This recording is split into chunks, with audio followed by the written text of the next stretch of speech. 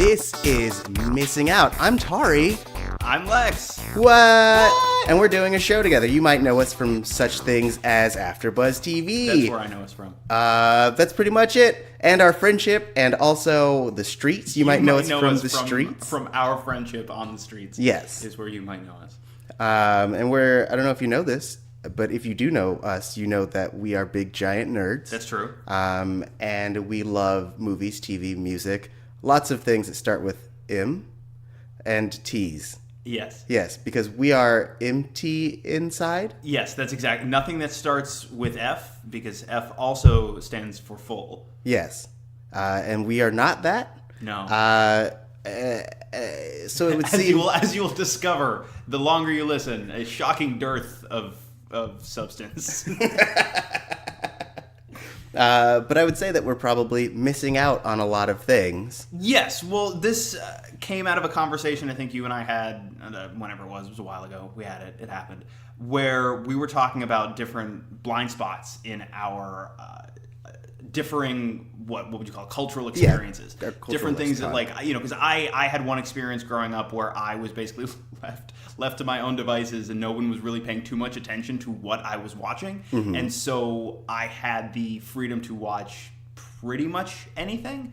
And we had, you know, obviously it was pre-Netflix, so we'd go to Blockbuster, you know, every week or so, and I'd grab a couple of things. And for the longest time, it was always like, I only want to watch cartoons. This is live action, boo. But eventually, as one does, hopefully, I grew out of that, and I was like, yes, I will watch people do these fantastical things. And so I started pulling movies, just different things that I had heard of. And then, of course, after a while, you know, it's like we had cable, so I was able to go on like HBO and start checking out what was playing there. There's a period of like a couple of months where we had a DVR. Finally, it took the longest time for us to get one, but like once we finally had one, I would sit and I would go through the guide, like the digital guide on the TV, mm-hmm. and be like, oh, I want to see that. Oh, I want to see that. What is this? That sounds fun. And I would just set up like an auto record of it. And then I would just fill the thing and catch up on stuff that way. And this was before, because you forget now, in a world where Netflix streaming has existed and been easily accessible for even a couple of years, yeah. I feel like people have already forgotten what life was like before you could stream most of what you wanted. And if you couldn't find what you wanted, you could find like 10,000 other things. Right. So we had to work a little bit harder. But I spent a number of years just watching any and everything that I could, and so I like to think of myself as somebody who's got a pretty a wide, varied perspective on certainly film, if nothing else in this world. But of course, there's only so many hours in a day. There's only so many days in a week, so many weeks in a year, et cetera, et cetera, et cetera. You do miss things. Yeah, and I kind of come from the opposite background in that, like, growing up until like maybe I got to high school, I wasn't really able to watch anything beyond like what my parents would let me watch, which was the majority of it were what people would call black movies, which are essentially movies that are 90% black people, black cast, covering black topics, things like that. So like New Jack City, Posse was a good one, Soul Food, stuff like that. Like that was the majority of things that we would watch. And then my only reprieve from that was going to Blockbuster every other weekend, and like I would get a movie to watch that like may have been popular at the time or just looked cool. So like a lot of my selections were just based on like covers of movies, not necessarily like this is good or this is classic. And so like I've missed out on a lot of like classic, like I guess what people would call must-see movies, and I've been catching up since then.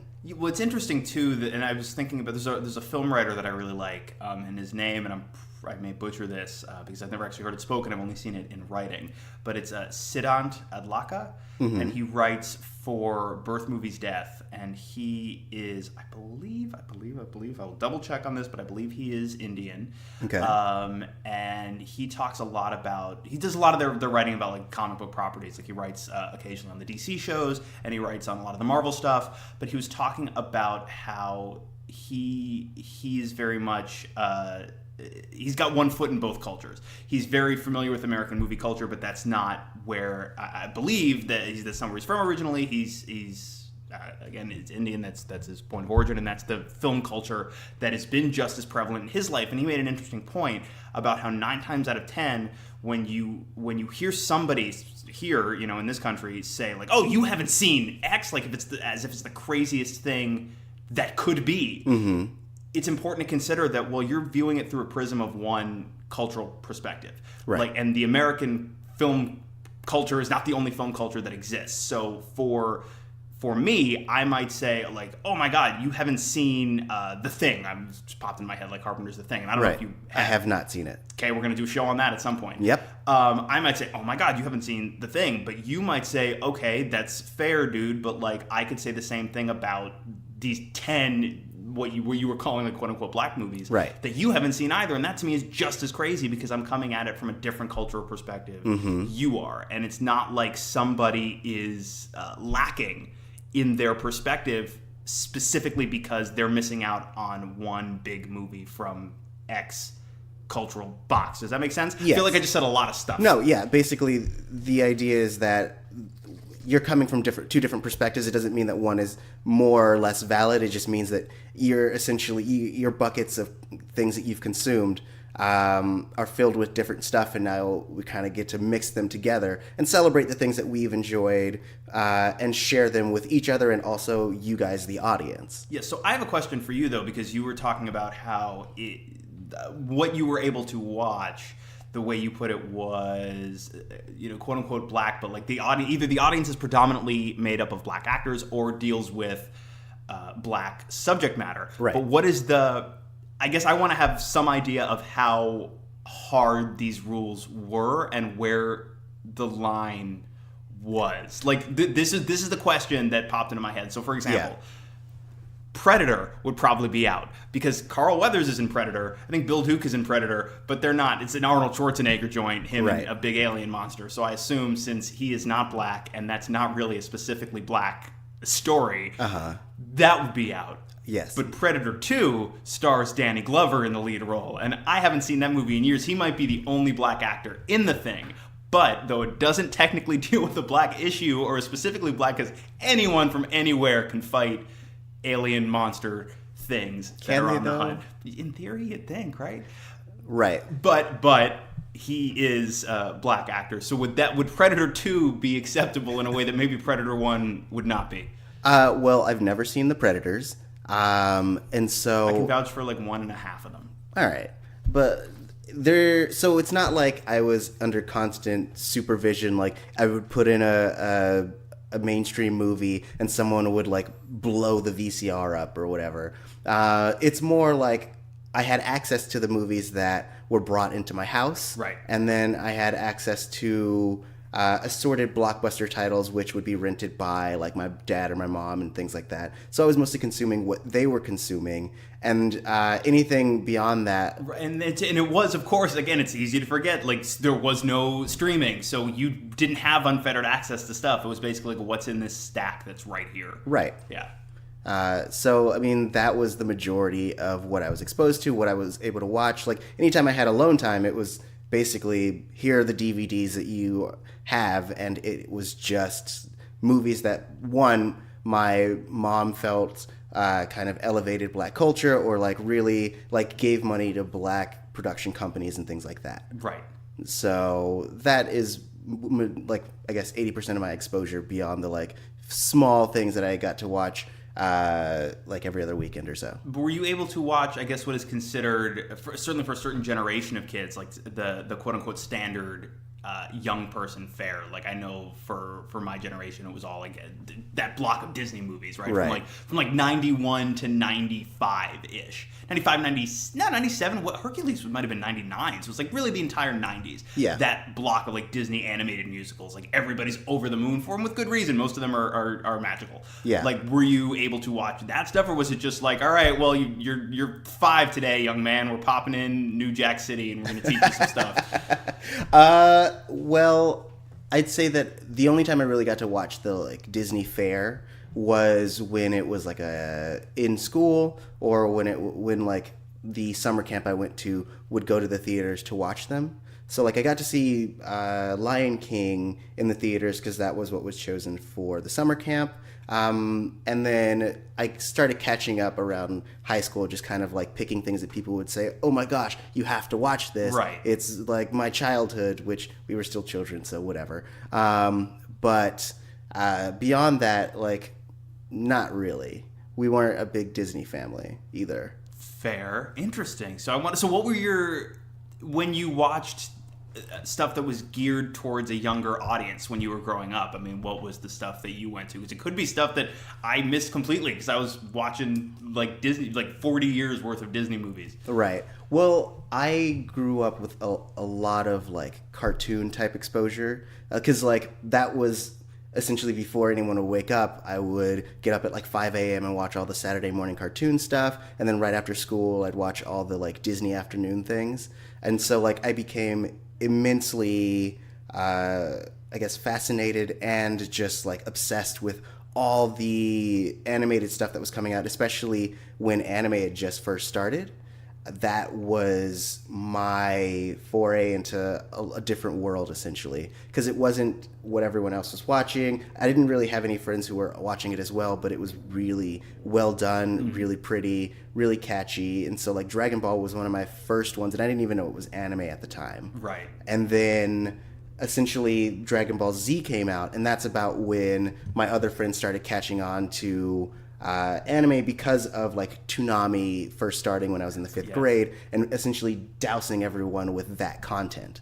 Yeah, all of a sudden it seemed huge suddenly for American kids in a way that I didn't I mean, I was pretty young at the time as well, so maybe I just hadn't been paying attention. But yeah, it seemed like all of a sudden it was just there. Yeah. But that was a whole thing that I missed. Like, I never really got into, I mean, anime at all. But like, I remember having a couple of friends that were way into DBZ for the longest time. Mm-hmm. And I remember trying it once or twice and going like, this looks cool, and I like the general feel of this. Right. But it was one of those, it was a situation where I think it had been going on long enough, and it was so continuity heavy, and I had no idea who anyone was in relation. It's clear, okay, like these guys are clearly friends. Yes. Our main guy and like the bald guy are clearly buddies. Right. And the little boy with a tail. I think there's a little boy with a tail in there. Gohan, the main character's son. That's the one. Yes. So it's like, these guys clearly like each other, and this group of people, they're more colorful looking. These people over here, they are clearly the villains of the piece.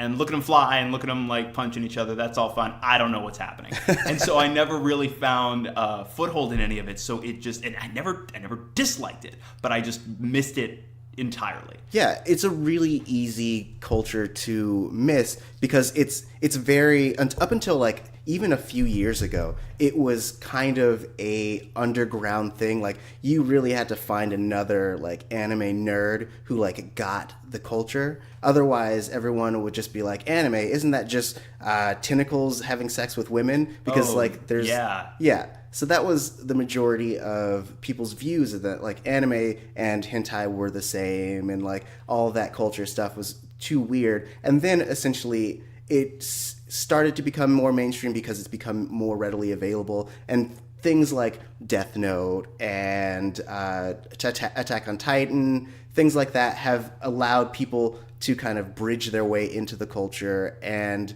start to kind of understand the appeal of it. Yeah, at some point on this show, I think I'm going to need you to handhold me through some anime that you particularly like, because I have never found one that really clicks for me. And maybe it's just because I didn't get into it soon enough. Yeah. But every time, like, you've told me about a couple, and I can't remember titles off the top of my head, but you've told me about a couple, and you've described the plot of them to me, and I say, wow, that sounds really cool. That sounds like a show that I would enjoy, at least conceptually. Mm-hmm. And then I go and I check it out, and I'm like, I don't feel anything about this. Yeah, I think that there are definitely some like intro anime that really kind of get you, I guess, acclimated to the general sense of anime.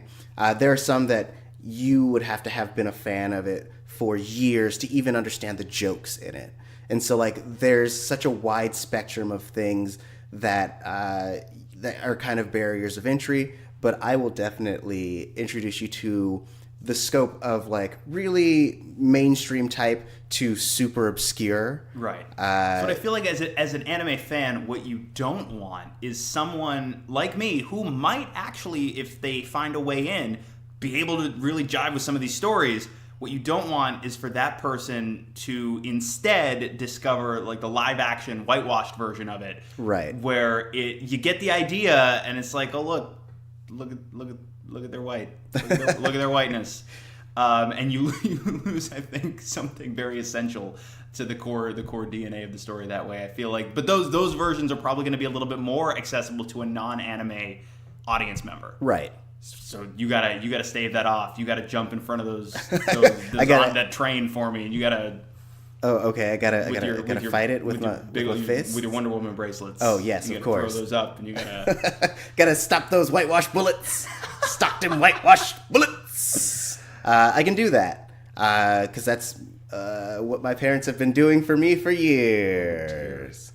Anyways, I do, and I'm really excited to unpack that a little bit more the further into the show we get as well, because what I think is really interesting, especially considering that I did have almost no supervision as far as what I could and could not watch. I'm always fascinated by people who did have either a little or a lot of supervision, and I'm so curious every time about why some of the decisions were made by their parents about what they could and could not watch, and then I'm doubly fascinated when I start discovering what would look to be massive inconsistencies between what people were and were not allowed to watch. It's like, did your parents actually did they know what this was about at all? They didn't, did they? All right, sweet. Nope. I mean, usually it's based on something really small. They're like, oh man, this kind of meets that criteria. Just go off and have fun with it. But like, also, parents are humans. They're big old dumb humans. So consistency isn't a big human trait. Big old dumb humans, indeed.